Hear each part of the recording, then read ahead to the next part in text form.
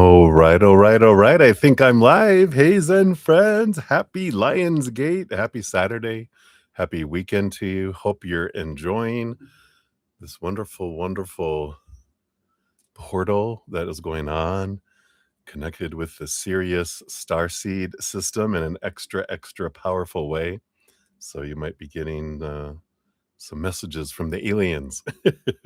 So, hello. Hope you're doing well.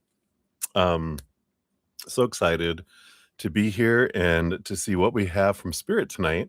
Before we do all that, though, let's take a big, deep breath together. If you want to join me and come out of the chaos of the outside world, out of the future, out of the past, just to come back to right here, right now, in our beautiful bubble of love. So we'll take a big, deep breath in, hold it for as long as feels comfortable, and then slow exhale out.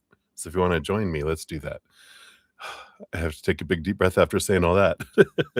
So, if you want to join me, let's begin. Big, deep breath. Here we go.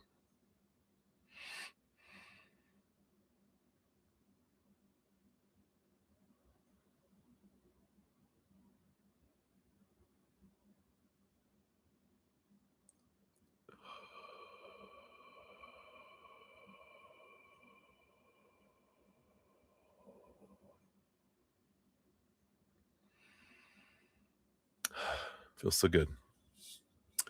And then, of course, we'll bring in the singing bowl as well to bring some energy in. I'll hit it 3 times. And as we do that, we just let that love vibrate up into our hearts, to our minds, through our entire energetic system, out into our auras, through every cell in our body, just filling our being up and then flowing to the outside world, letting it want to do out there what it wants to do to help raise the vibration of the planet. So we'll do that.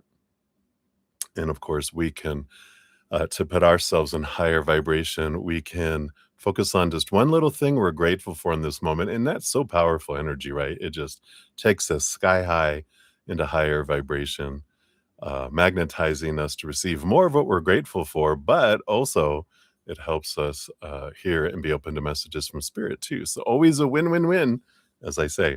And then after the third gong, we'll bring in the magical feather. We're going to continue to send love energy out to the world to fill up every authority, every office of authority across the world, just to flood it with unconditional love energy. And that the individuals that are in those offices, if they don't want to raise their love vibration to match it, they can't stand to be there. They will leave on their own in whatever way they feel aligns with their journey.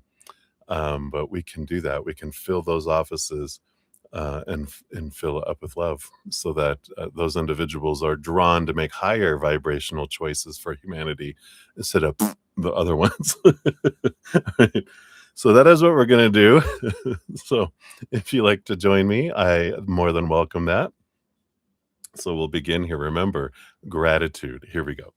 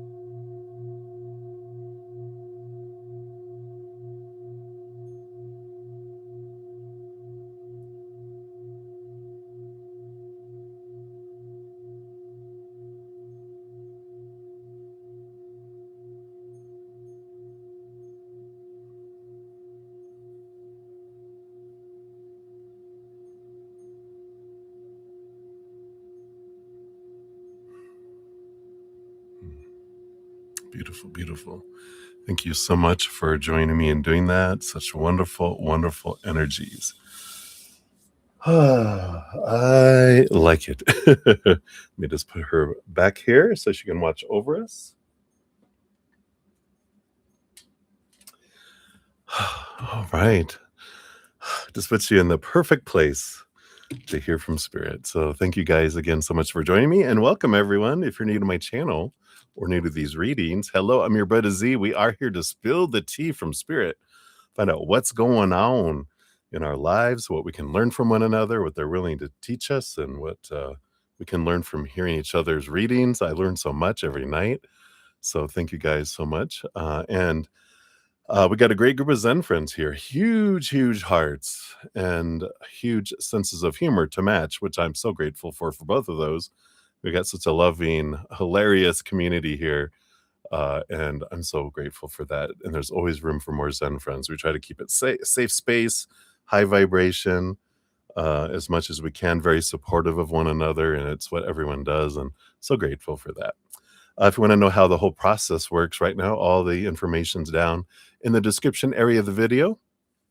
If you donations do get first priority. If you want to make a donation, you can use the super chat at the bottom of the chat, or in the description area of the stream. It does talk about my Venmo, Cash App, PayPal, Square, and Google Pay, so you can use any of those. Currently, I don't have any dollar amount restrictions or anything like that. But that is going to be changing. I'm going to get some sort of announcement together just to put a little more structure. I've been doing readings for almost 4 years, and I haven't really had a whole lot of structure around them, but just for the sake of balancing, and maybe my Capricorn rising is going crazy, but we're just going to organize it a little bit. Not crazy organize it, but just kind of put a little bit around it. So we're going to do that. But for now, whatever you give is totally perfect. And it also determines how deep we dive. So like a dollar donation is a ankle deep dive, and so on. So that's just how that works right now. If you make a $5 or more donation, you do get a little spiritual piece of cake. We're finishing up using these Citadel kind of archetypal cards. So we'll be using those for that. And if you have a donation under $5, you still get a fortune cookie. They're still yummy. And these are, we're pulling from the 54 coping skills card. I've been learning so many little tricks and hints and things to calm down. I love it. I feel like I'm in group therapy and it feels good. With a bunch of loving clowns. So, and I'm not scared of clowns. So that's a good thing. But I love that. And then the tarot deck we'll be using tonight is the Pink Victorian Tarot. Look at that.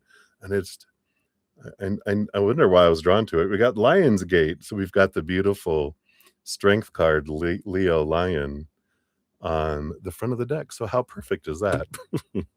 Sometimes I don't even know. Yeah, we all need coping skills, Ruby, don't we? So we can learn from listening to everyone's fortune cookies and cake, right? It's like yeah, it's a win-win. So we have like someone's being served a little spiritual piece of cake or a fortune cookie, and we're just having our little fork and go, I'm just going to take a little bite of that, okay? So I like that. But that's how that works. I do post a pinned comment at the end of every stream with all the names of everyone of the readings completed with timestamps. And if I don't get to all the readings in a session, I will put that at the top of the pinned comment, whether I was able to get to everything or not. And the ones I wasn't able to get to, I'll have the list at the bottom underneath all the timestamps of the ones that I'll pop in the morning to finish out whatever I don't finish. Last night we had a shorter session. It was 5 hours instead of 7, 8, or 9, which is good. I needed the rest, so I ended up going to bed, got some good night's sleep. So spirit knows when we need to slow our roll, right? So that was good. And then starting next week, Wednesday, I'm going to just be on from 5 PM Mountain Time, my normal start time, but I'm going to stop at midnight after 7 hours. I'm going to kind of put a cap on it. So anything I don't finish by then, I will come in the morning and finish it. Even if it's donations or whatever, I will come in the morning to finish those up. Um, so, um, but some of the readings might go a little faster with the way I'm going to do things starting. It's probably next Wednesday is when I'm going to start my new process. So I'll put all that out there, announcement, probably Monday or Tuesday beforehand. And we'll ease into it. I'm not going to be, I can't use that word on YouTube anymore, but I'm not going to be very strict about, no, you did it wrong, rah, rah, rah. We will gently move into the new process, and I'll remind everyone as we're going through it. It's not going to be, and I'm not going to be an ogre about it, not going to be unloving. Gosh. What do you think I am, a Capricorn rising? Oh, wait. Just kidding. So, what else? So, talk about that. Oh, yeah, so I do post those the pinned comment at the end with all the timestamps. And I think that's the majority of the stuff. We did have our big announcement on Monday for all the giveaways that we did. We'll be having another giveaway coming up soon too, because I reached 2,700. We were celebrating reaching 2,600, but you guys have just been sending so much love out to the world. We drew more people toward us. So thank you guys so much for that. And I think almost everyone has had been notified. um, I know all my regular individuals, almost all of them. I think cancer is the only one that I didn't, tell specifically, and so the next time I see them, I'll make sure to mention that. I forgot to mention it in their free reading not yesterday. Yeah, yesterday morning or the day before. And there's a couple others that don't come here a whole lot often in one, so I don't know how to get a hold of people besides doing my little announcement, but we're gonna have more, um, giveaways coming up. So I love giving things away, but I'm gonna balance, so I'll catch up, and then maybe in September, maybe 9/9 or something, we'll do a 9/9 gate. Yeah, that is spirit, right? Hey, maybe that'll do it. Well, we'll see. But I also have a podcast moving right along, that has a wonderful information in there from Spirit too, all for free. So if you're wanting to see how you can make this human path an easier path, we know it probably can never be easy, but we can make it easier. There's a lot of helpful things in there. We cover a lot of different things, um, and if you guys have any ideas. I know Leslie mentioned, and I have that actually as one of the upcoming podcasts of talking to heaven and going to heaven kind of energy, talking to those who have passed. So we're going to have a nice, fun podcast for that. So if you guys have any ideas, email me. And I'm happy to consider those with spirit on what we're bringing up because we're trying to create content that helps us in our daily lives, if possible. So let me know. And so there's the playlist. The playlist is always listed down in the description area of the stream, and then also on my main page. If you go to my YouTube channel, it's up at the top there. The most recent one was what they think of me. So we talk about, why we care so much about what people think of us and how they feel about us, and what we can do to help them make that an easier experience instead of a harder one, right? So good stuff that I usually go for. I didn't go for a walk today because I was tired and not feeling the greatest this morning. So I'm like, you know what? I'm going to rest and just not push myself because I was out the last 2 days working out and walking. So that's good. We're going to ease back in, back at it tomorrow. Um, but I bring my phone with me and record, and I channel spirit as I'm walking in between my when I'm going uphill. So that's why I re-record the actual content for the podcast, so you guys aren't going, "Are you okay, Brother Z?" Because I go up some steep hills sometimes, and woof, talking and walking sometimes don't match together. All right. So, I think that's all the blah, blah, blah. Let's catch up on the lists here, and then we'll get into everything and see what we got going on. Let's see here. I think I did grab Steffi. So, Steffi, we got you on the free reading list. You're number 6 on there. And Lauren, yeah, anyone else feeling this energy today? There it feels a lot going on, right? But I love it. Oh, I'm glad you like the sanctuary. And hey, Debbie. Oh, hello, hello. Good to see you. Lauren, you're number 3 on the donation. And Debbie O, you're number 4 on the donation list. And number 5, number 4, and number 5. And then we got Rocky's World. Hey, Rocky. Good to see you. Whoa, that's not what I wanted to pick there. Here we go. Did you guys see this bright light come from over here? Whew. I pulled up something on my other monitor. I'm like, no, no, that's not what I wanted. All right. So, Rocky, we got you here. We'll give that a love and a like. The question's below. There it is. All right. And you'll be number 7 on the donation list there. And here's more. Let me just grab the rest of the question there. There we go. And then we got Ruby G. Hey, Ruby G. Good to see you. You'll be number 8 on the donation list there.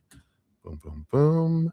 And here is your timestamp there. Perfect. All right.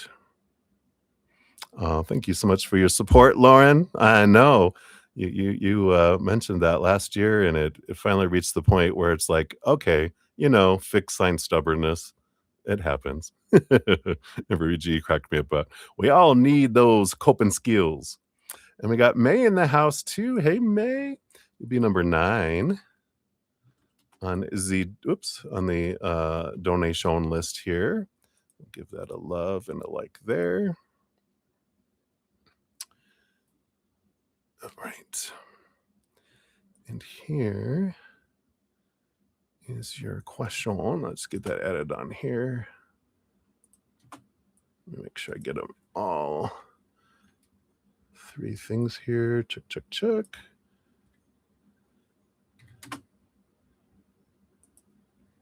All right. We got that in there.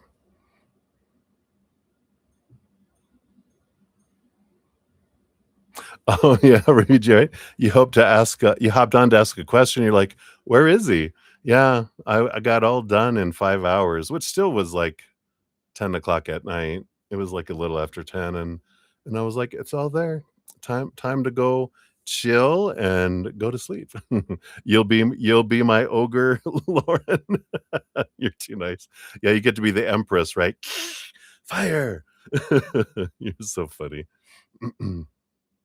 May you woke up feeling sick today too, bed into 1, went back in at 2:30, but also feel crampy. Like, yeah, I felt probably a different kind of crampy, but it was just kind of like, what's going on in the world? But maybe it's the Lion's Gate. We're purging something. All right. You're so fiery today, Lauren. Uh-oh. We be in trouble. Extra fire. Good thing we're fireproof. All right. And Yahoo, we got you. I got your PayPal that came in here. So we've got you. You'll be number 10 on the donation list there. So there you go. Oh, another payment, another email. Oh, okay, very good. Lauren took a nap today, then woke up spicy. Hey, there you go. Yeah, absolutely, Ruby. We'll get you on the free list here. I don't know what I want to ask yet, so just whatever. And then if you think of something, Ruby, just let me know and I'll update it. You'll be number 7 on the free list. Oh, and Debbie O, you're number 2 on the free list. You asked me to put you on there earlier, so I got you on there. Yeah, we got Cat Goddess in the house. Hello. Good to see you. And May, thank you for your additional donation. As you said, there it is. Boom, boom. So I'll get you in there. And email incoming. All right, we'll look for that. Thank you. We'll give that a love and a like there too. Cat Goddess, I see your free reading request. Oh, yeah, you got the little lion there. You're all set for the Lion's Gate. Yeah, absolutely there. All right. Ah, very good. Zoom meditation, some friends. Good and happy, full of that love. I love that. And let's see here, Debbie. Oh, you sent me pictures of your lovely coffee machine. Oh, nice. Beautiful. Yeah. I should have figured I keep on forgetting you're a Virgo because I get focused on your Cancer moon energy. I forget you're a Virgo. So when I was like, hey, if you check, you can look and you're like, I've already watched 30,000 videos this morning researching. I'm like, oh, that's right, you're a Virgo. What was I thinking? You're already already investigating as Virgos do. All right. So since I'm on for free readings, we have Mini Heal up first, and then Debbie O, and then Kritika, Butterfly, Bay, Steffi, Ruby G, and Cat Goddess is where we are at. You're like, correct. For donations, we have Sudeshna up first for 2, and then Lauren of Light will be number 3, Debbie O number 4, and 5. Sean G, hey, is number 6. Rocky's World, you're number 7. Ruby G, you're number 8. May, you're number 9 and number 11. And then in between, we got Yahoo coming in at number 10. So that is where we're at. So we'll get into it and see what's going on here today, right? All right, move that here. All right. Oh, of course. What do we have on the bottom here? Of course, we got the Chariot popping out of the deck already. We got that Cancer moon energy of the Chariot, our power of choice.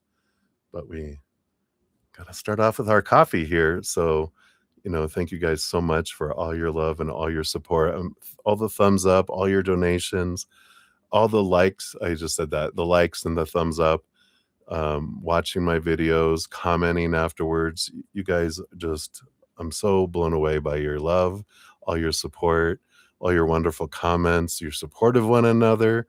I do feel like a wonderful, loving community, and I'm so glad that we're part of this love tsunami that's going across the world, and I'm so grateful that we're spreading that love. So thank you guys so much. I love you. Cheers, cheers to you. Salud.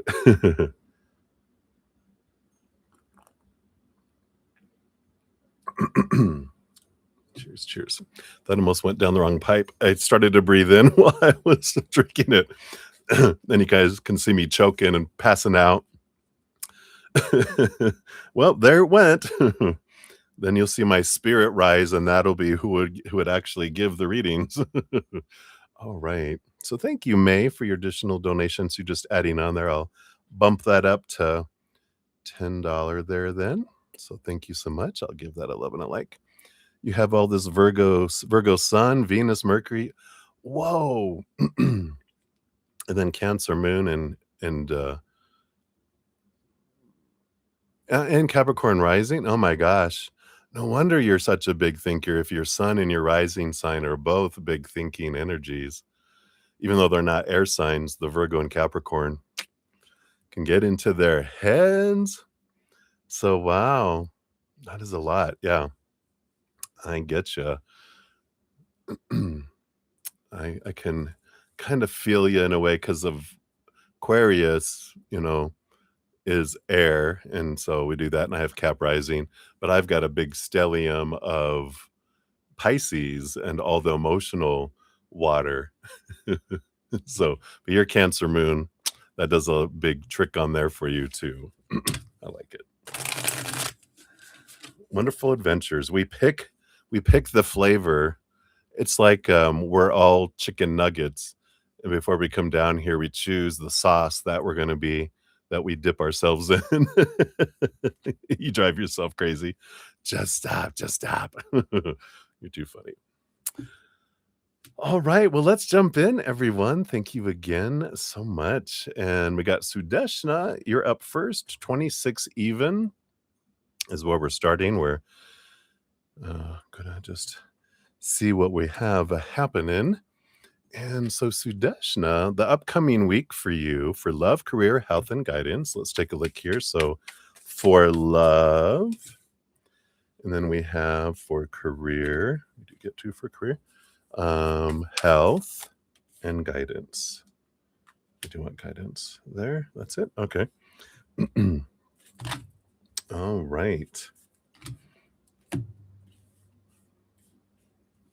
So for love, it was on the bottom, but we shuffled it up and it came out anyway. So you got the Chariot card. So for love, this is Cancer Moon energy. A lot of this feels like you're kind of preparing more. It's more preparation than interactions with individuals regarding love. For this is you stepping in, learning more and more, and kind of enforcing your skill of consciously choosing what story I'm putting to love, what emotion I'm putting to love, what energy and physical actions I'm putting toward it.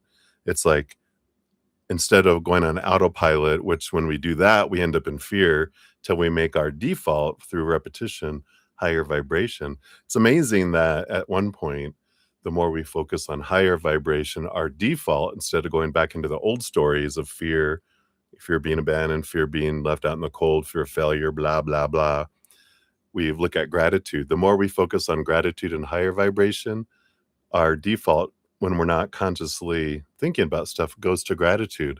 And what a difference that makes when you realize it, because instead of us going into the lower, we start realizing when something happens, we're looking for the silver lining, we're looking for the gift, we're looking for the wonderful something to be grateful for in the situation. And it makes a whole lot of difference because we don't spiral into reaction mode of sadness or anger, right? We actually maintain a neutral state of joy instead. So we like that. So I feel like this week coming up is more you're learning to choose consciously, not just around love, but in each moment, those things. Career wise, you have the Tower and you have the Justice card, but there's balance. So that's good. Justice is balance.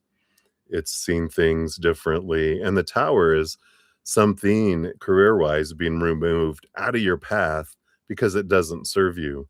But there's something on the other side of the scale that balances it out for you. So I feel like you get it. It's like it could be like all these job offers and everything that or job opportunities you're putting in, that one you don't get something, but you do in something else, and you're like, oh, I didn't get that, but oh, this one came in. And you're like, oh, this one must not have been for me, right? And again, that power of choice comes in where we're like, we know that what's meant for me doesn't pass me by. And if something's kept away, that is for me, so that we don't um, open the door and get eaten by, a wild animal. It's like that. Why is this door locked? Come on, open this door. And behind this, you know, giant monsters waiting for us. And spirit's going, you ain't going to budge that door. We're keeping you safe. And we're like, oh, okay, I'll go this way then. So we can trust spirit is watching out for us, right? So I feel like that is for this next week career. And then health, you've got the Knight of Swords. Movement of mind. I feel here too, whatever you can do this week to calm down, again, I feel like it's your body, they're bringing in that anxiety, when we go into anxious mode, our body, it impacts it. And when we can calm down and we can be at peace and we can be in this place, our body runs the best. And I feel like with this Knight of Swords, they're the quest of having a peaceful mind. Whatever you can do, counseling, meditation, whatever you can do, whatever those things that help calm you down. Besides marijuana or alcohol, because those are temporary and those cost money. Find ways, I guess counseling costs money too, but it has long-term effects. Marijuana and alcohol, if you guys use it, I don't judge at all. I mean, I live in Colorado. It's all over the place. But it's not a fix, it's a mask. It's a Band-Aid on the gaping wound, right? That's why they brought that in. I don't know why they're telling you that. Because I don't feel like you even do that. Maybe a little bit of the drinky drink, but, that's good. Incense instead, right? So that's funny. Anyway, I'm moving on. And then guidance for the week. You have the King of Pentacles. Yeah, this is a very big grounding energy I'm feeling. I feel like it's important. Oh, and you had Temperance card on the bottom too, which is patience, take it slow, enjoy the moments. With the King of Pentacles, I feel like it's important to like get out into nature and just see what's going on in that beautiful natural world. Hug a tree, and they'll help ground you. And I like that. So that's what they have for your first one there. Your fortune cookie for that. And here's your second one. They want it reversed. Okay. So this is it. What cycle needs breaking? And it says, change often begins by naming a pattern. What cycle do you see in your relationships, your choices, or your moods? How does it start? How does it end? And what would interrupt it? One small shift. What would interrupt it? This is a reflection energy. Awareness disrupts autopilot. Yeah, that's like talking about being on autopilot and changing our cycle, changing our default to higher vibration as much as we can. So I like that for you. That's what they got for you, Sudeshna. So we'll go to number 2 here in a moment. Let me just catch up real quick on the chat here. All right. And we've got Lely Swift. Hello, hello. Your brilliant friend. Ah, you're so sweet. And I see your free croissant. We'll get that added on to the free list. You'll be number 9 on there.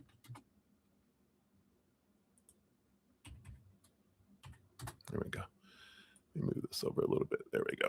And we got Moncloa in the house too. Hey, hey, good to see you. You'll be number 10 on the free reading list once we get to the free readings. I think that's it. And May, I did get your email came in. So just to check. All right. We're all caught up. We'll continue on here. So we've got 3344. Look at these repeating numbers already.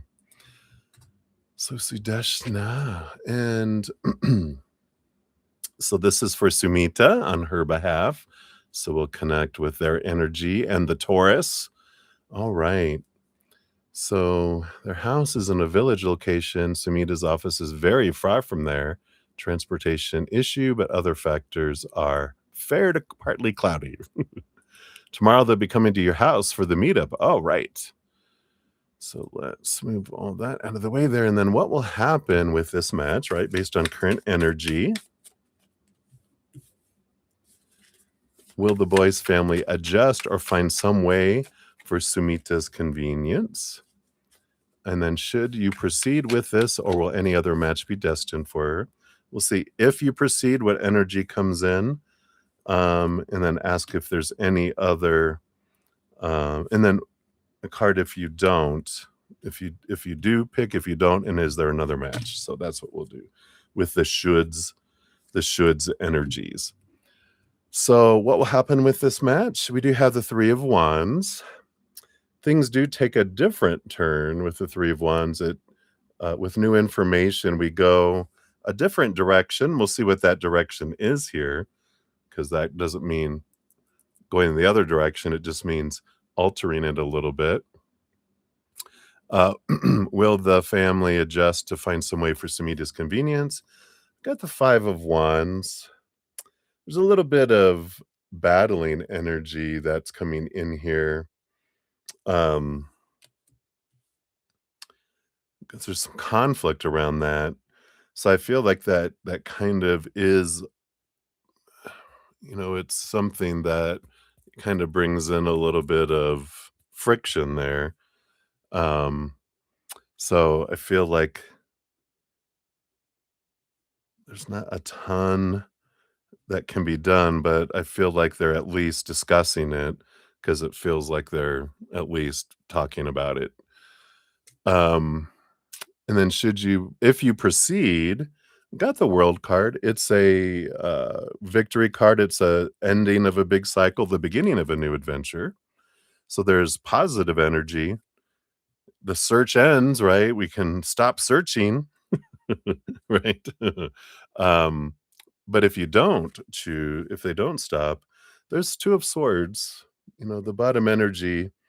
There is I feel like there's other options when we have the two of swords. It's like a crossroads, which means there are other options. Is there any other match that is destined for her? We've got the three of pentacles. I don't feel like there's destined, but she's got other choices. We've got like three all standing here, right? Dunk, dunk, dunk. So I feel and then reminding me when we pulled, other cards for her in the past, she doesn't have a fated one, but she has possibilities of different ones depending on the choices that she makes in her life. Um, and I know it seems like when it's arranged marriages, right? It's, um it's like, "Well, it's out of my hands. I'm not making these choices," but that's not how it works. Even if other people are discussing and making choices, our energy is what draws situations into our life, and what options the family has to choose from is dependent on Samita's energy, not anyone else's, right? So whatever she's focusing on, if she's focusing on lower vibration, fear and need and want, and, "Oh my god," then we'll draw in the, options that match that. Or if we're in, "Creator, I'm gonna trust you. You're gonna bring the perfect person, the perfect time, in the perfect way. I'm so grateful for, these are the things I was grateful for about the past individuals, for the love I do have in my life with friends and family and from you." And, the more gratitude, then the more those options that come in that match that. So, important to know that, right? And then the the fortune cookie is touch something cold. I had a flash of, if you're a Twilight fan, of Bella touching, um, Edward and going, "Why, you're so cold." That's funny. 'Cause a vampire, she's gonna end up with a vampire, no.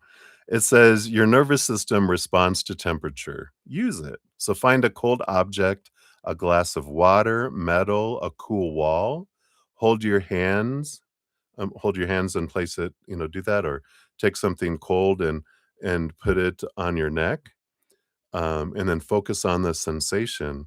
Let your body respond because it'll go to that instead of what we're looping in our head.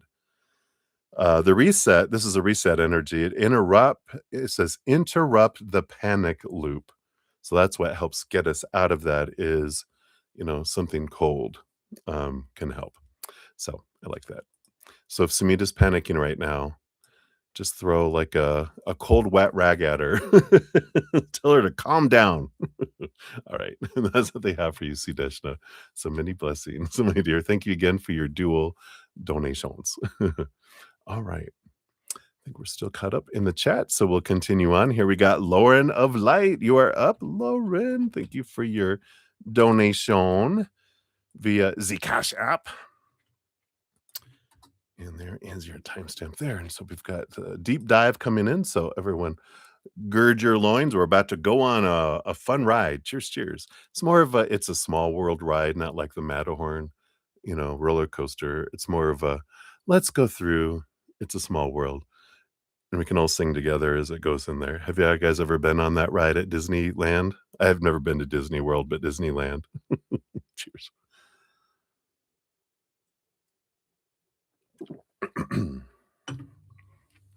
You have, Debbie, right? It's the small world after all, right? Just over and over and over and over and over. same song the entire time. By the time you get done, you never wanna hear that song again. But it's a nice place. Alright, so Lauren, so I've got your questions here, and we'll dive in. You want it to be over. They should, like, turn it into a have the song change, different artists, have it go from country to rock and roll to, the regular one, and just have it like okay, maybe we can go give that feedback on their website. All right. So Lauren, I know you've been to Disney World. That was funny the other day when we were talking about Beauty and the Beast, and that's where you guys stayed at Belle's hotel room or palace or whatever for you when you guys stayed there. That was funny. So synchronistic. All right. So the first little question is, why do you feel his heart pulls so strongly right now? So he was texting late and early, but you were a bit quiet. What? You were, being introspective and didn't feel like texting. I'm so proud of you.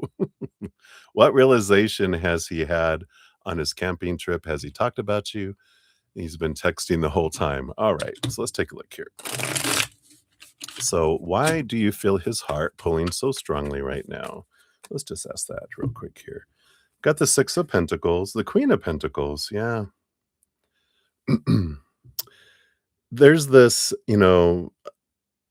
Queen of Pentacles is Mother Nature, Mother Nurture energy, right? And the Six of Pentacles is that scale of balance in a way.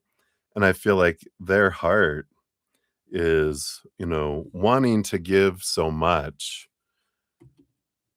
And it's their mind that, of course, is the one that is like, whoa, whoa, whoa, slow it down. We don't want to um connect too fast, too deep now, because that's their avoidant, right? Their mind is trying to protect them. And I feel like you feel the heart pulling you so strongly now because the heart now has like a position, like that King of Wands, right? Where both the mind and the heart are the advisors to him. Now that there's been a peace treaty, the heart's been allowed back in the throne room with the king. And so the heart is able to send out messages to you, and they're like, sending you stuff, going boop, boop, boop, because they're out of the dungeon, or they're out of the protective place that's shielded. And so you're feeling that pull of energy. Wow, that makes so much sense. So that's why you feel their heart pull so much when the heart is allowed out of like what do they call it? There's some sort of box that's like protects things from electric pulses and solar flares. It's that little, it's like their heart goes in there when when they feel threatened, they throw it in there, that little protective box, and then when there's not a threat, then they start to crack it open. So I feel like that's why you're feeling a lot from him there.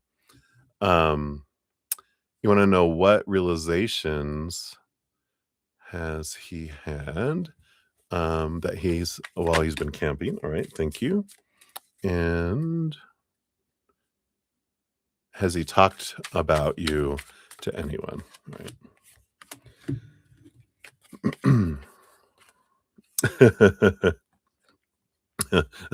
Yeah, he's definitely thinking about you with this. He's realizing the Empress, like, wow. And the Fool card here too. I love how he's looking at you here in this picture.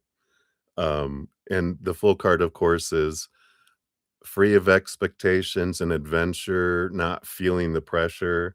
And they're seeing like, wow, yeah, you don't need that. And he sees you seated in your power.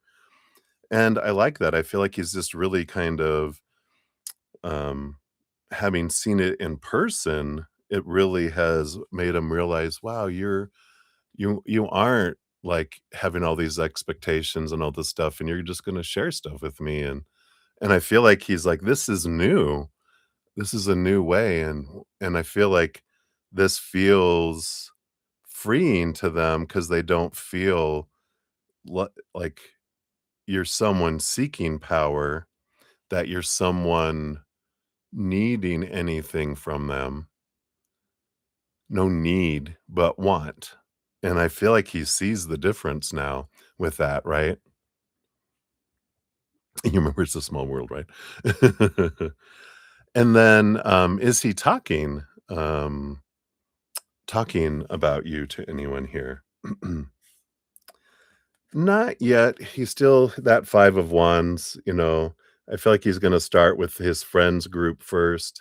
The 8 of swords, he's still kinda letting go some of the fears and expectations, energy that comes in with that. So, I don't feel like he's talking about it yet, um, because he's gonna start with friends first. And since this is family, I don't feel like he's talked to anyone yet with that 5 of wands being in there. Yeah. Wasn't in the mood. Alright, so that's for that, first portion, and then your next question here is, what's he planning in his head and heart? He seems softer too. Oh, alright, so what's he planning in his head, and what is he planning in his heart? Alright. Evidently that too. Let's see here. So head, right? Head. Yeah, I feel like here, I mean, we've got the Hierophant and the 7 of Cups. I feel like in his head, he's still trying to deal with the 7 of Cups, feeling the feels, and I kind of feel like that's the main goal of the head is, you need to get in control of your emotions. And that makes sense because that's the thing that he feels hurts you is his mood swings, when he feels emotions and he freaks out and he suddenly, runs and has that avoidance energy. So I feel like that's still number 1 on his mind. I'm being reminded of a past reading where they said, "What's his goal for the rest of the year?" It's like to get his emotions under control, to get that under control, to get to the root of it, to change that piece of it. His heart, we got the Strength card, the Leo energy, and the 9 of Pentacles. There is this energy here about having the courage to face being self-sufficient, which I feel like that has to do with telling family and, face that fear that me doing and being independent and me doing what I wanna do, not, doing what other people want me to do out of fear, meaning mainly family, right? Underneath all that, what do we have here too? Oh, yeah. The 10 of Cups. So, he has this that is in between both the head and the heart are in agreement that this is the goal, relationship and children, right? And a house and allergy plants. I'm just kidding. So I like that. So those are beautiful energies. But yeah, definitely his mind is wanting to, I got to deal with this stress thing that I got to find a way to dismantle this switch that switches and sends me flying because he goes into fight or flight mode and after he doesn't realize it till after he's done it all and he comes back to his senses, that he's, there. So, all right. So that's that. And then the next little section here, what makes him want to take more initiative? I don't think he even knows how. I mean, he does in his own way and grateful, but his adolescent years, he was in an all boys church school. So he's like ignorant to it.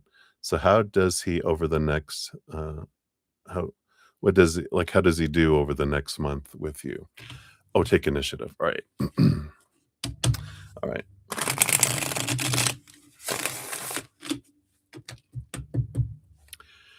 So let's take a look here. What makes him want to take more initiative first? And then what does he do when we head into that? All right. And that. All right. Yeah, I like this, the 6 of Pentacles as the bottom energy here, because I feel like it's important for you to continue to not give in a lot of ways. Not give a shit, but also not give gifts and not be the da da da, let him be the one. He gets to be the one, and you're like, "That's right. I'm gonna focus on me and doing what I want," and then he can be the one that's, texting you first and reaching out to you and planning things and doing whatever, because it's way out of balance. I mean, you have so much that you've done that it's time with the 6 of Pentacles to allow him to feel like he can do things and he gets to be the one to do things, and that you don't have to volunteer. I'll figure it out. I'll reserve it and whatever. He's like, well, I'd love to fly out there and maybe we can go get a bed and breakfast over at, in this other place and go say, sounds good. Plan it all. Let me know. Let me know, I'm available from here to here for that. Let me know what you want to do. Let me know the itinerary.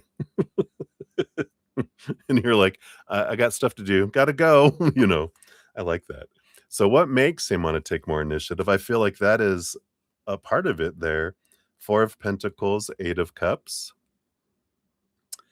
Yeah, there's this 8 of Cups is like you walking away from emotions and relationship energy, right? The 4 of Pentacles is a sense of, I feel like this is for both of you, because he's getting a sense of letting go of old emotions, old relationship ideas, and walking away from the old relationship, really getting in tune with his self-worth, being inward and upward. But I feel like this is for you too, that you just, are okay with them walking away and doing whatever they're doing. And like with that 4 of Pentacles, you're working on defining yourself and coming solid and solid and solid with your self-love and your self-worth, that no matter what he does or doesn't do, it doesn't impact you at all. Where, we don't cry, we don't get angry. It's just that's that's what they're needing to do. And for now, that's fine with me because I love them and I'm not defining myself by the relationship, and I got plenty in going on in my life. And I'm having enough interaction, but if that ever changes, I could go a different direction if I want. Stepping into that power where I'm not, you, it has to be you and no one else. It's like, I want you, but if you don't show me you want me, then I don't want to be in this, and I like this energy because I feel like that's what shows initiative. That's what triggers him wanting to show initiative is if you don't show me, not just tell me like we are talking about, right? Not just tell me you love me, but you know, like this is my love language. This is what shows me to me shows that you love me when you do these things. And what is your love language? What do you want for me to show you that I love you? That's the 5 languages of love, right? It's like and I like that. And then what does he do? Yeah, I like this. It's funny that this, I mean, it kind of tells you, how far he's come, but also tells you kind of the dynamics of the relationship. I mean, he feels like what's showing initiative is being very slow on abandoning the 5 of Pentacles. That I slow down. I don't abandon you as fast as I used to. I'm slowing my roll, right? I'm not running away as fast as I used to. And you're like, that's a kind of a low bar, but I get it. But that's what they have for that. All right. And then what else do we have here? So what's his next action towards you? And then his next big action that comes in here. Right? So what's his next action towards you? And his next big action towards you. All right. So his next action towards you is the King of Swords. I feel like master of communication. Go, go, go. Almost from a distance, that almost looks like him side profile, right? Master of communication. Communicate, communicate, communicate, staying in, communication with you. I feel like his next action, uh, which is good, which is kind of what he's doing, and he's continuing to do that, right? Yeah. Are the best. You're so funny. And then what's the next big action towards you? Yeah, 8 of Wands. I like this. A lot of energy invested and put towards you here with that 8 of Wands. Um, because this is actually I like this. It's not because like exactly what I was saying, his next action is talk, but then putting action behind his talking, energy there.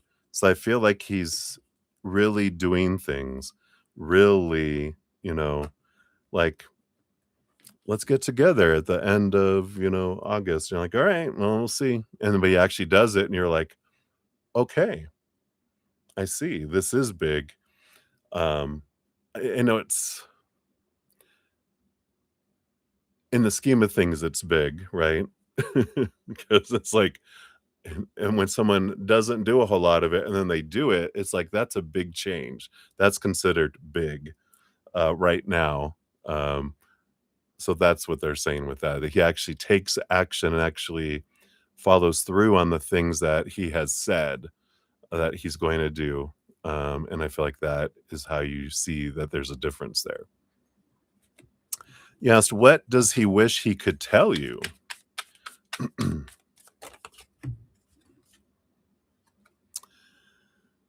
Yeah, I mean, this 4 of Cups, what he wishes he could tell you, and that's what he this is it's such a Jake answer because that being the unicorn that he is, um, like, because your intention is, what does he wish he could tell me, that he doesn't that he wants to say, but he doesn't feel he could say yet. And what he says is the way he's taking it is, what does he wish he could tell you? Well, I wish I could tell you that my emotions are stable, that I've got a really good stability in that. That's what I wish I could tell you, but I can't because it's not true. And it's like, you're like, no. So it's funny. I just think it's hilarious. But in a way, it's kind of cute too. It's good, because he does want that. He wants to be able to have his emotions stable where he doesn't, he stays balanced and doesn't, do the runaway bride energy of like, uh-oh, row, and he goes off. So I like it. I still like it there that he does want to, stabilize his emotions is what he wishes that he could tell you. That he I don't I don't feel like he's doing anything specific. You know how like you make a smart goal, there's no specific in it. And I feel like you'll know when he starts taking action specifically of going, I know this is a problem and I'm going to counseling for it. I, I'm gonna deal with this. I'm gonna go to counseling. There's just I need help. I don't know how to deal with this on my own. And I want a safe space to do that. And I feel like counseling would be, they'll give me the tools. I'm gonna go do it. And so I feel like will tell you um, when he's really seeing how much of an impact it is on his life, but on your guys' interactions. Right. And then you say you feel like he's overcoming his fear about his mom. What's he doing specifically with this? Oh, nothing. Let's take a look here. So he's not being specific at all, right? He's not being smart about it, not specific, measurable, actionable, or I forget what all the acronyms stand for now. But let's take a look here. What is he doing specifically toward his mom here? Oh, wow. Well, I mean, here's Mama Moon energy, right? And here's the devil card, the letting go of old, long held thoughts and beliefs and mindsets that don't serve anymore, the ones that have been reinforced by the uh, the mother unit. And on the bottom of the deck, we do have the Knight of Wands with the Seven of Wands. Whoops, little glare there. Underneath that, the Chariot too. So even the Ace of Cups under that, which is an energy of standing up for themselves, being true to themselves, and having that action. So I feel like there's this boldness that's been coming up, and I'm making choices for me. I'm doing what I want to do, kind of energy.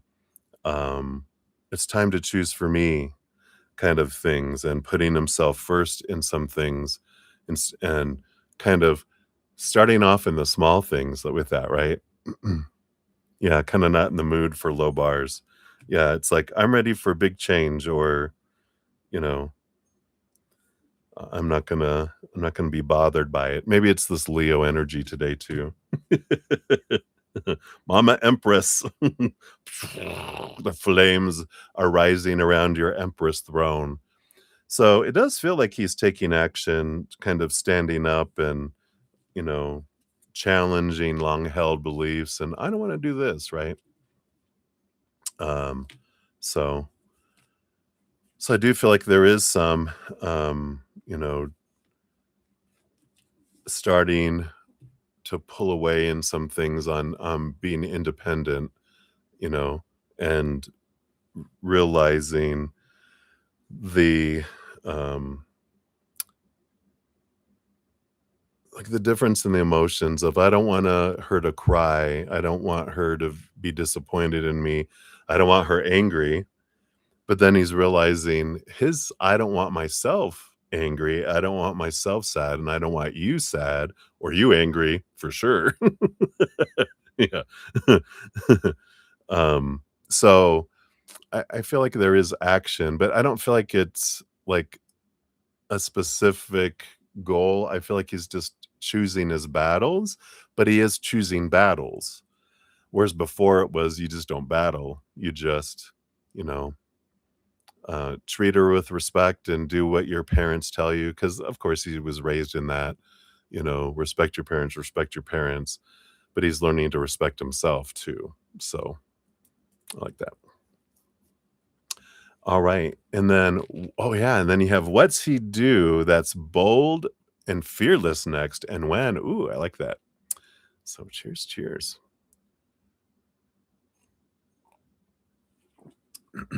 All right. So what does he do that's bold and fearless next? Based on his current energies, of course. Let's see what we got here. Yeah, here's that full card energy again, right? Wow. It's interesting. We've got the Seven of Swords versus the Seven of Cups. It's like the lying, the deceit, those energies that are there, and facing the emotions, allowing. It's almost like I want to do it, um, where before they would battle, now they're going to act on their thoughts, act on their emotions, and they're not going to hide things. Like you're saying, I feel like it's not a secret anymore. I feel like that's the next big bold action, is that, you know, he does tell, of course, friends, but he also tells family as well. So let's take a look here and see the when on this bold action. Well, I did get two cards. I feel like the first one is friends, the next one is family. friends, and family. Oh gosh. He drives me nuts. I know. It's like February for friends, and I feel like that's all friends again, and they're bringing that up. I totally forgot that. Now they're bringing it back up of, he starts telling his, you know, beta friends, the testing friends, the ones that are the ones more likely to, be supportive and whatever with whatever he does. Let me try those first. Let me get comfortable with saying it to people, and it's interesting. I want to the for family, it's a waste of your time, energy. And I'm like, it's like he's wasting his time. And this is that energy. It's like he's he keeps wasting his time worrying about it and not doing it. Oh god. Oh god, I don't know because just because of everything he saw his brother go through with the family, he's just kind of it's like he really has to build up his courage here. But I feel like that's what that is about. It's a waste of your of like he's wasting his time, wasting your time. I'm gonna tell him. I'm gonna tell him. You know what? You know, let me help you. And this is what you could do or could not do. Of course, it's totally up to you. So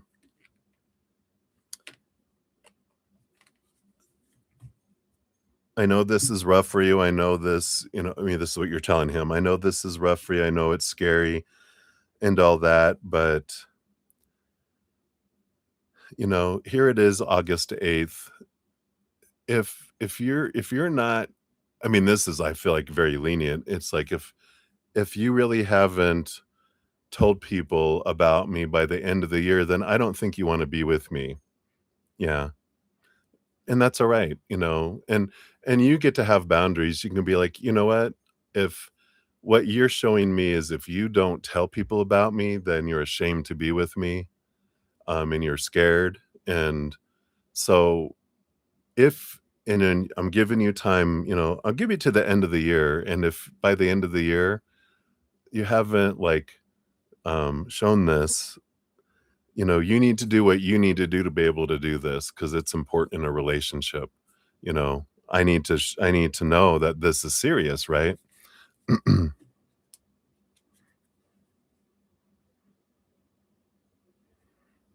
Yeah. So I feel like this energy would be that, which is what you would need to do. Um, just to say, it's like it's almost like I'm gonna go to the gym. I'm gonna go to the gym. I'm gonna go to the gym. If you don't make it a, I'm gonna go to the gym thing, then you got to do it, right? You just have to kind of say, well, if you don't go to the gym, then you're not serious about getting in shape. And then, so I'm not going to, you know, um, I'm not going to pursue this. It's, the kind of the thing, like, it's like if someone's like, health wise and they're not exercising, and you're like, if you don't exercise, you're going to have a heart attack. You're going to die. You're going to die. And if you're not going to, and you're like, if you're a doctor or whatever, a support person or whatever, like, if you don't want to do anything about this, then I don't want to be around for what happens. And it's like, okay. And it's ultimatum energy, but it's more of boundary energy. It's not do this or else. It's like, I need you to show me that you do care and that you aren't ashamed and that you are wanting to be with me. And if not, then let's stop this and then you deserve to be with someone that is like here. I know in my like I met my first boyfriend's mom, but my second one, my third one, they well, let's see, the second one, he was out to his parents, but they pretty much were don't bring anyone home for any holidays, you just come by yourself. And I was like, "All right, that's your choice." And the 3rd one, he was out, but I didn't meet their parents either, and I was with them for 3 years. You just start to realize really you know, how do you feel if you're not willing to share, right? And I feel like that's important and that's reasonable. So I like that. And we don't do it in a rude way. We're doing it in a loving way. It's like this is something, and it's a good discussion, like we're talking about with love language, right? These are the things that tell me that someone cares about me. They don't hide me. They do tell people that we're together. Um, they show up when they say they're going to show up. They communicate. These are reasonable requests in a relationship. These are low bar, right? It's like these aren't hard. I mean, they can be hard for an avoidant, but these are not unreasonable, right? So you're like, these are mine. What are yours? And then you go from there, right? All right. And then we have here, yeah, right.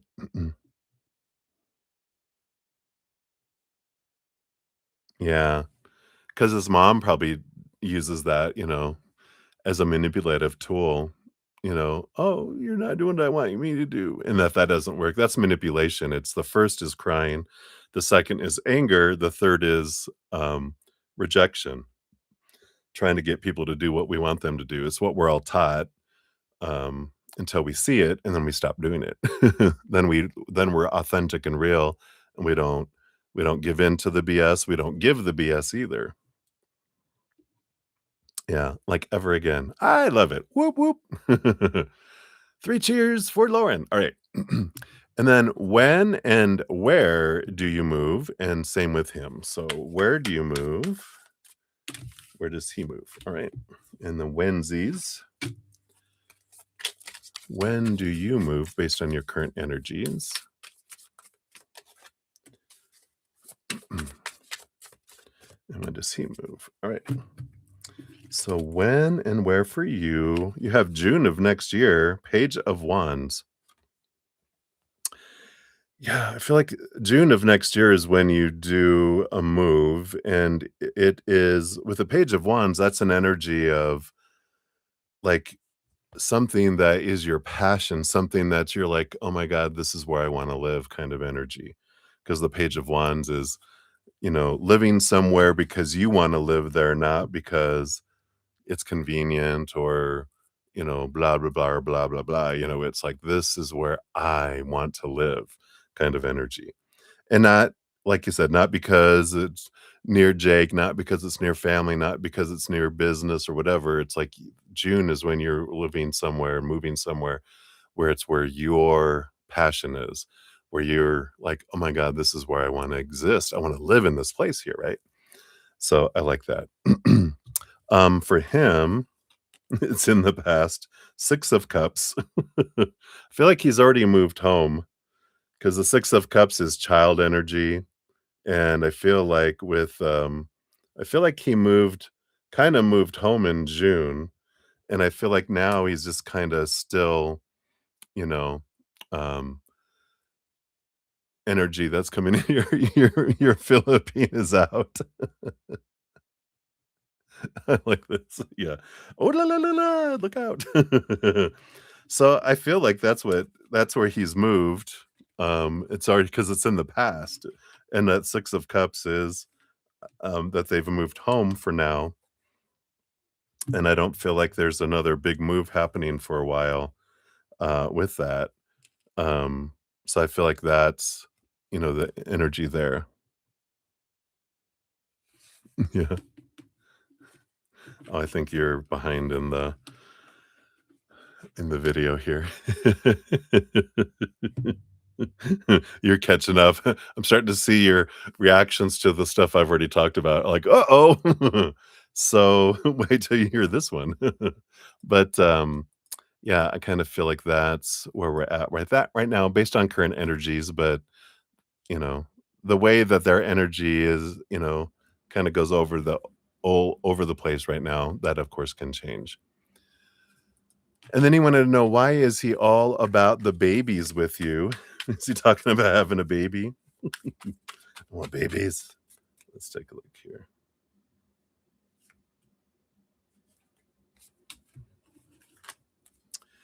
Yeah, we got the Magician and the World card.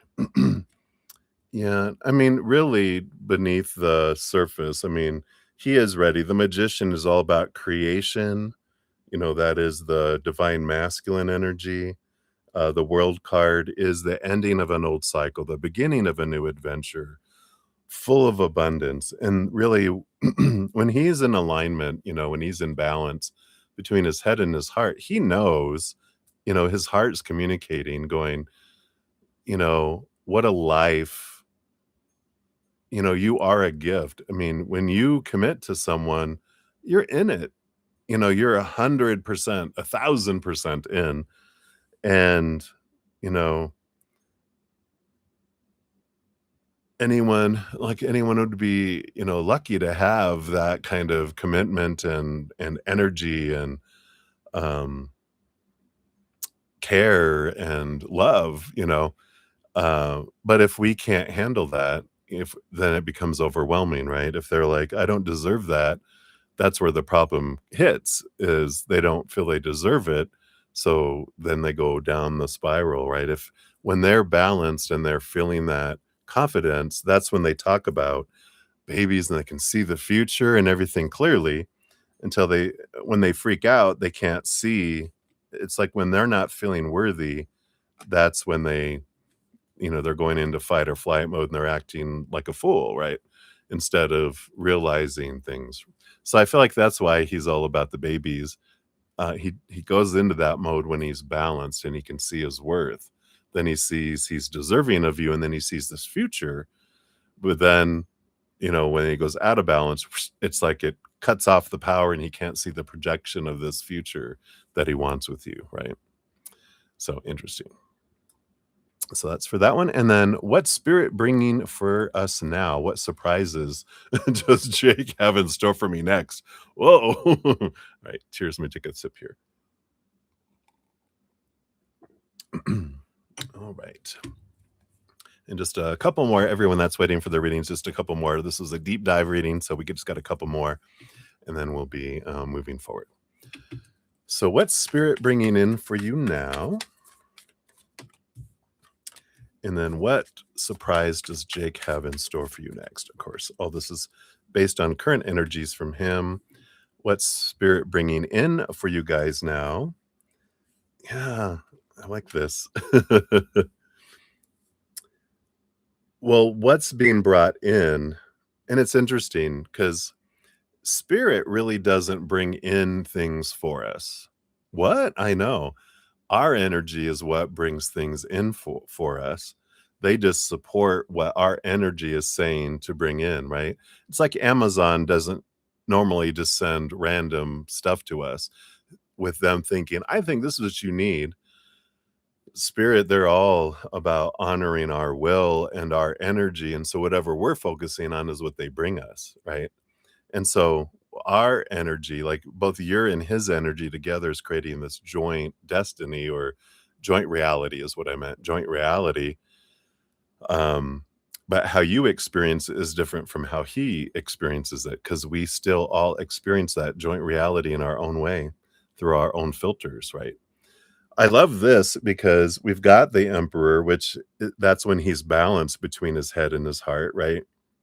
And we got the Justice card balancing, and you guys are seeing both sides of where each other are coming from. And I feel like that's what's coming in, is you're realizing that we're not the same people. We have different ideas about what life is and what's going on and what has happened. And when we get curious about each other and go, tell me what you're thinking about all of this, what's your viewpoint? What's your perception of this? Where are you coming from? Because it can be different, and we're balancing the scales. And I feel like that's what's coming in here for you, is this awareness of we think everyone thinks the same way as we do, and thus perceives everything the same way we do, but they don't, Blanche, they don't. We of course, we know that already with an avoidant versus a anxious attacher, those kind of behaviors that we have, um, are different. We have a same trauma, but we do deal with it differently. And when we realize, "Oh, wow, I thought everyone wants connection." No, some people, that is opposite what they want, and so they run from it, and they think, "Why are you trying to connect? Don't you know that's scary? Why are you trying to be a scary emotional clown? You're scaring me." you know? And it's like, "What? Why?" And so when we understand each other, then things change, right? That's how we get to know each other. What surprise does Jake have in store for you next? Wow. Well, here, we've got this energy. Here's that devil card he had with his mom where he's breaking the rules.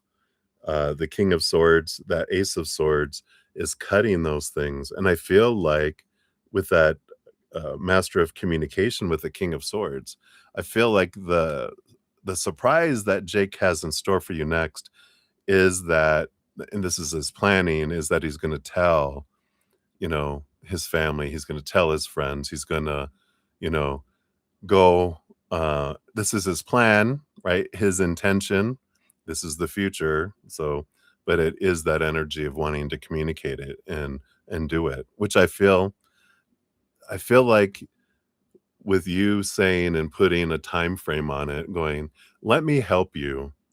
I'm going to give you a time frame of January 1st of 2027. No, December 31st of 2026. Don't make it next year. Don't put a 7 on there.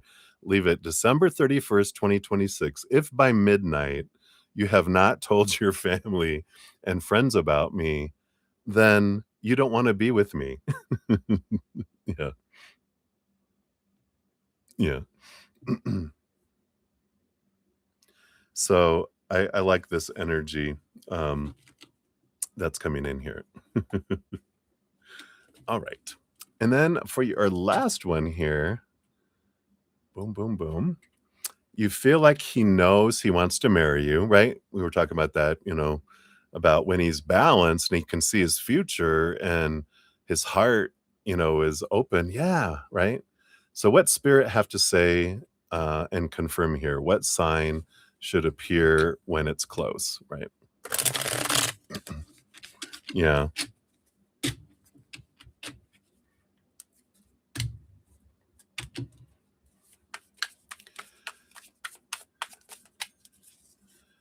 So, what spirit have to say about the marriage? Does he want to marry? And then what sign should appear when it's close? I like it. Yeah, we got the strength card underneath on the bottom of the deck. So, ending with that courage energy, right? So, we've got the 5 of Swords. Yeah, he is conflicted. You know, Spirit says the heart is willing, but the mind is weak. They battle, right? That's the battle that's coming in there. And I feel like that's what they're saying there. That's the confirmation because when I was saying earlier, when they're out of balance, they can't see the future. When they're in balance, then they can see that. So underneath, they do want to marry you, and I feel like that's that confirmation of what I just said a little earlier, right? And what sign appears when it's close? You have the 9 of Wands that comes in here, and the sign here has to do with them stepping up and taking power here. So I feel like the sign here and with this, the courage, it's the courage to stand up and let the walls down. And I feel like that's the sign. And by that, I feel like when they take the wand and they step through that block that they have, where I feel like when they tell their family, then that's the sign. Because when they tell their family, especially mom and dad, when he tells them, then you know that they mean it and that this is what they're, that they do want to marry you. Because otherwise, they'll go, why put myself through that if that's not what I want to do? Right. It's almost like yeah, this is where they're showing me in my head. Like if you're gay and you haven't come out to your parents um and you're dating someone, if you don't want to marry them and they're pushing you to tell your parents about them, if you're like, well, I'm not going to marry you, I don't, if you leave, well, then you leave, but I'm not going to put my relationship with my parents in jeopardy by telling them this is something I fear, and if I don't tell them, you know that means I'm not serious about marrying them. If I'm like, you know what, you're right, you are who I want, you are who I'm choosing, I will choose you over my family. That's how much I love you because you are becoming my family. Then I'm gonna tell my family, "Hey, this is what's going on, everyone. This is who I'm gonna marry, blah, blah, blah," and, you know, so I feel like that's the big thing. So that is the schnazzle beneath it all there. So boom, da boom, boom, boom. That is what we have, and let's get you your fortune cookie. Thank you guys so much. I'll be catching up on the chat here in a moment. Get everyone update on the list, and we will proceed.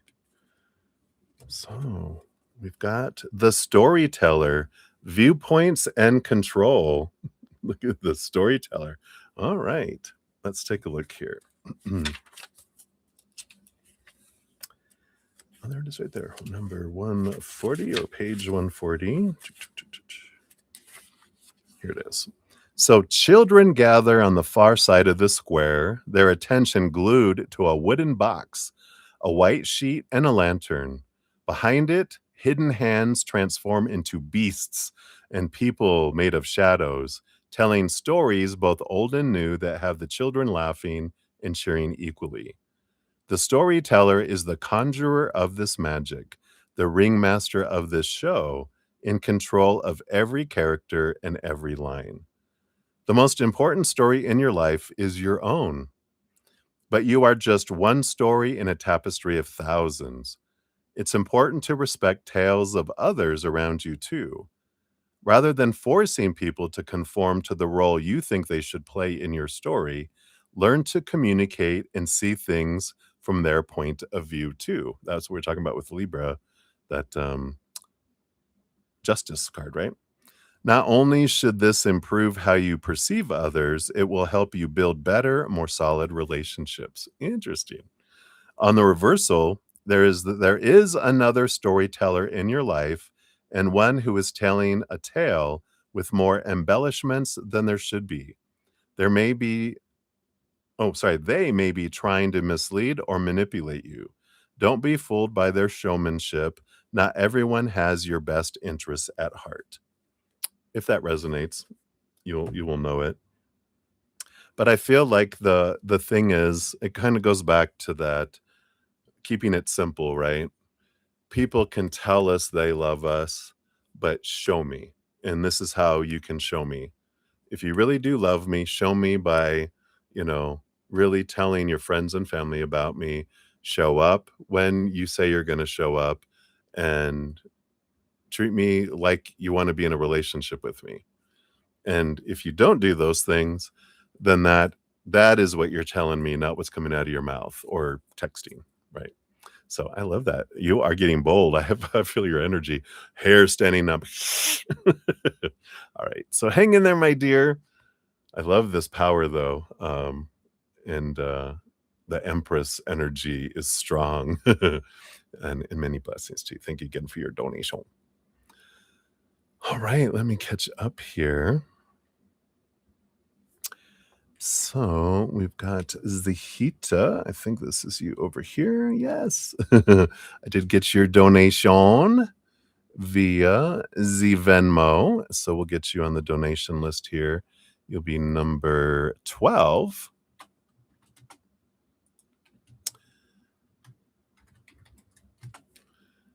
So I got you there. And then we got Livier Vagara in the house. Hey, Livier, good to see you. Happy Saturday. Cheers, cheers to you. And I do see your question here, so we'll get you on the free list. You'll be number 11 on there. All right. And we got Jojo in the house. Hey, Jojo. I am sleepy. Sleepy. So I'm sure you'll be fast asleep, maybe. But we got you on the free list, number 12. I do see your question there. Swimming in the sea today. Ooh, exciting. I can't wait to look into that one for you. So sleep tight if I don't get to you before you go back to sleep. And then we got Bird Girl as well. Hello, hello. You're so very welcome for your last reading. And I got you here. You'll be number 13 on the free readings for this evening. I got you in there. All right. So I think I'm all caught up. So we'll dive back in here. And up next, we got 2 for Debbie O. 131:44. Happy, happy, happy day, Debbie O. Here's your timestamp. All right, let me take a quick sip here and we'll dive in. Cheers, cheers to you.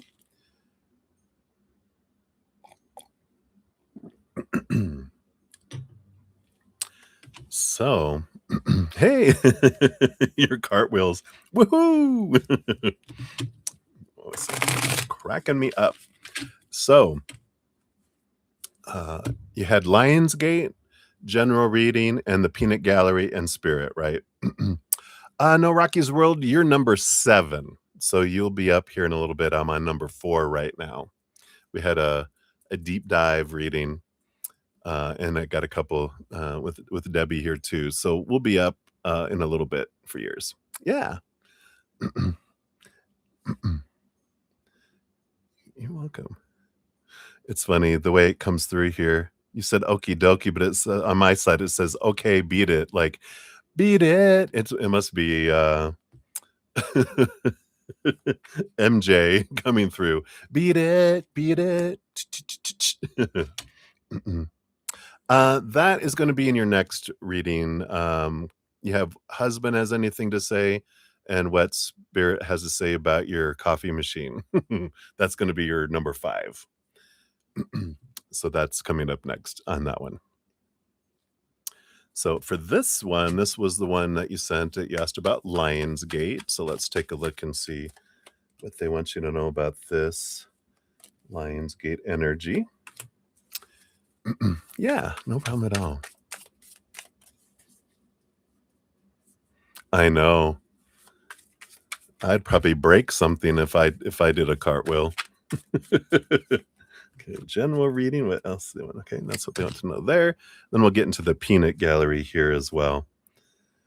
All right. So for the Lionsgate, what is opening up here for you? Wow. Yeah. I mean, this is opening up a portal of abundance coming in here for you. You've got the Wheel of Fortune and the Empress.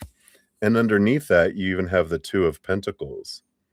So there's this power of choice energy that's coming in regarding, I feel like this is more the physical world, that this Lionsgate is opening up things for you. It's like abundance is flowing in, and you do have this wonderful opportunity with the Lionsgate.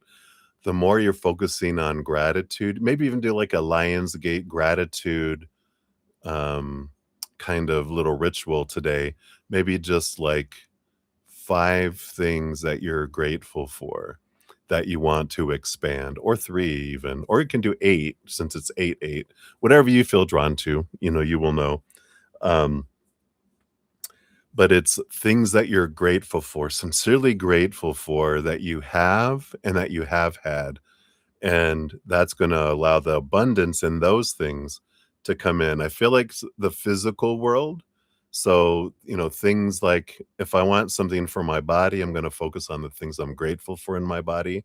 And I'm going to do that. And like for work, what I'm grateful for at work, for money, when I'm grateful for money, for home, when I'm grateful for in home.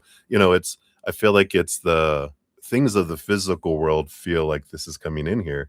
and there's some great energy that can expand, that, builds there. So I like that. So I feel like the Lion's Gate, that's what they have there for you with that. It's a great portal of abundance for you, but you have the choice of how big and fast it comes in is with your choice of the two pentacles. So you're going to have abundance come in, but how big it is how much energy you're putting into that. Even if you write that list and then maybe for the next 8 days, um, up until the new moon. The new moon is not 8 days though. I think Saturday, Sunday, Monday, Tuesday. I think it's on Wednesday, whenever the solar eclipse is. But you can do it for 8 days if that resonates. And that kind of puts that energy in. I guess, yeah, because 8 days would be a week tomorrow. I know how to add sometimes. So I love that. And then your general reading, you have the Magician and the King of Swords coming in here. And I do feel like you're really learning a lot about stepping into your power here too. Because the King of Swords is getting like this knowledge from above. And I feel like you're getting some ahas coming in regarding the Magician and your power, which, you know, the Magician is like GPS. We talk about that sometimes. Like you have to know where you're at right now, and you're gaining clarity on where you're at right now, and clarity on where you want to go and where you want to become too, right? And so there's this energy of clarity on with this King of Swords. As I'm with that Ace of Swords, I'm cutting away old expectations, old stories, supposed to be, should be's, need to be's, have to be's, must be's. And you're like, I'm clearing those away and I'm realizing what I want, not what I've been told I'm supposed to want, right? And so you're getting a real clarity on where I am and where I want to go. And then the GPS will kick in. And then with the Magician card, you're learning with this King of Swords too, the four elements. Um, do they have it on here? Oh, they don't have it here. Usually on the Magician on the table, they've got the four aces: the Ace of Pentacles, the Ace of Cups, the Ace of Swords, the Ace of Wands, which is the Magician learns that all four of those elements are important to get us where we want to go, because our thoughts, our stories we create make it easier or harder to get there. The emotions we choose make it harder or easier to get there. The physical actions I take make it harder or easier. And of course, my energy, my intention, my spiritual energy makes it easier or harder. And so when we realize I'm getting a grasp on these four areas of my life, trying to focus as high vibration as I can, as often as I can, realizing we're human. When we realize we're not, we just move it back, right? And the more often we're in there, the faster we go. And yeah, the faster and easier we go towards that. So I like that. I feel like that is what they want you to know for your general reading. And then let's hear from the Peanut Gallery as well.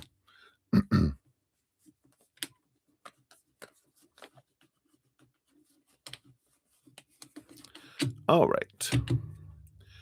So, first of all, we'll hear from Papa O. He has the normal seat in the first position, and then Mama O is next in the second position.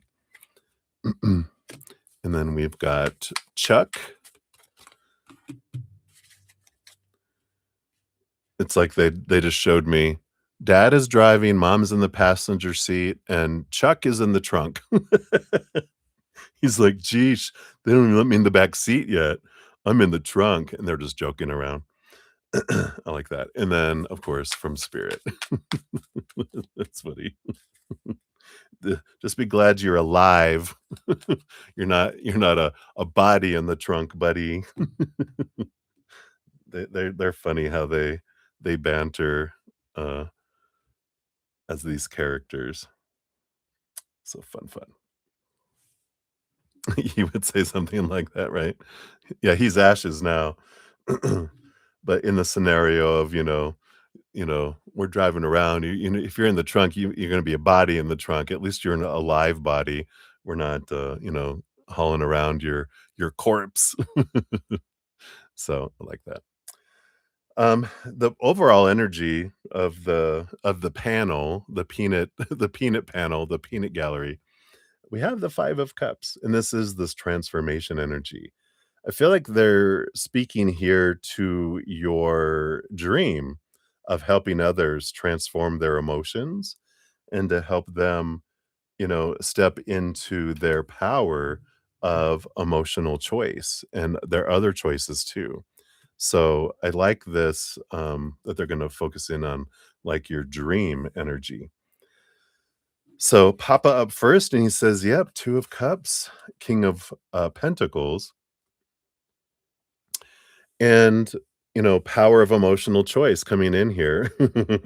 Because that's what's behind here, right? When you look at the 5 of cups, we start off crying over the 3 spilt cups, but behind us, right here, is the 2 of cups, our power of emotional choice.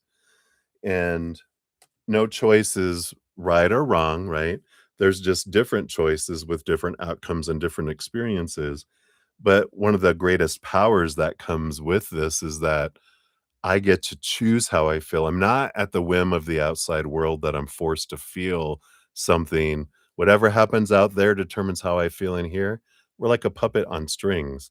When we realize I get to choose how I feel about everything and I get to challenge my default of how I feel when something happens and I go, wait, wait, wait, I'm not going to feel that anymore.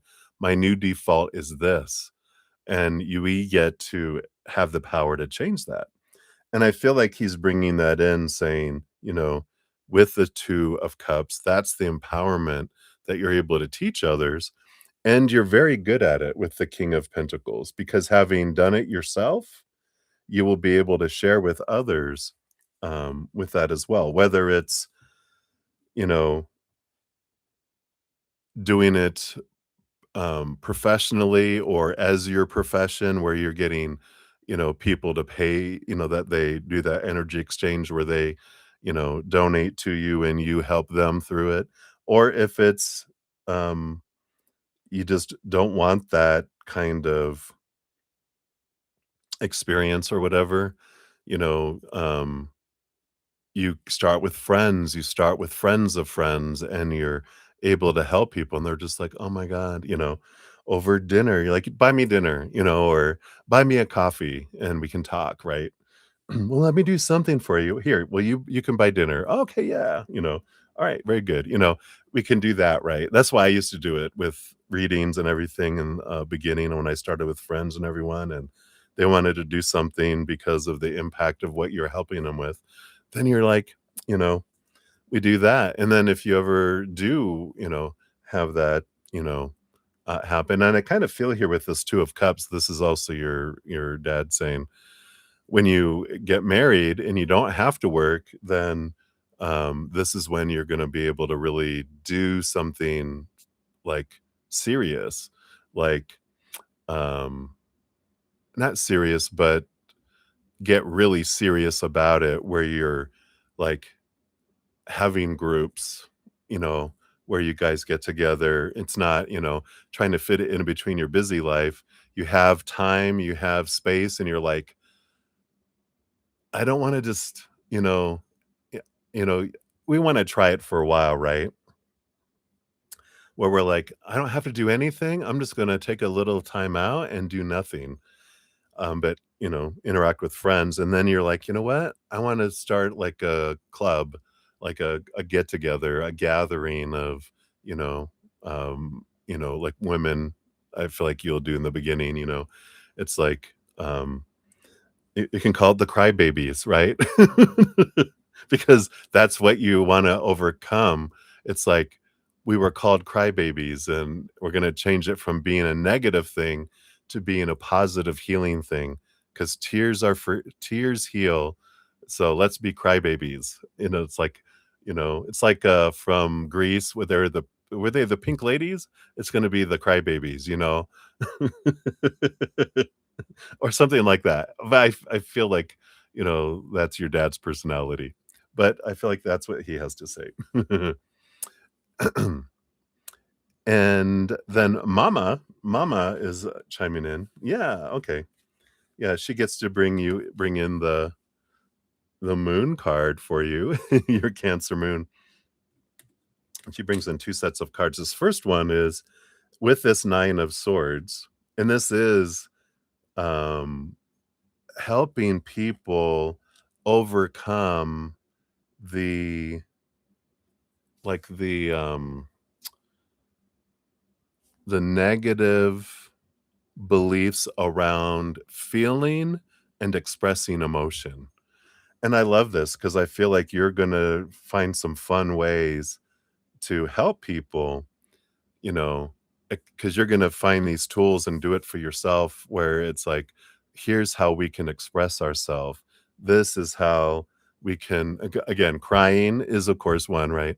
But how else can we express our emotion safely without hurting ourselves or others? I can see you asterisk, hello.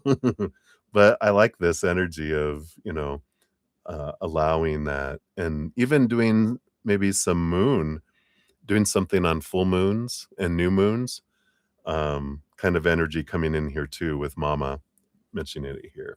Yeah, and you got the Emperor and the Knight of Swords. Yeah, and a lot of this about the Emperor is about getting in touch with your heart, getting out of your head. Wow, what a great thing, a gift from a Virgo stellium, with all those planets discovering ways that you got would get out of your head and get into your heart, you know? So for all your air signs and your Virgos and your Capricorns and Scorpios can do that too. This is how you can get into your heart and get out of your head. And I like this, again, teaching and helping people um, through your experiences, though, I feel like is the big thing that is coming in with that. So I like that. And then Chuck, what does Chuck have to say here? Yeah, I've got this full card here with the 3 of Pentacles. And this is about letting go of expectations, being true to your authentic self, looking at the world as full of possibilities. So I feel like they're saying something that you'll be able to help others with too. Yeah, here, what you could do is you can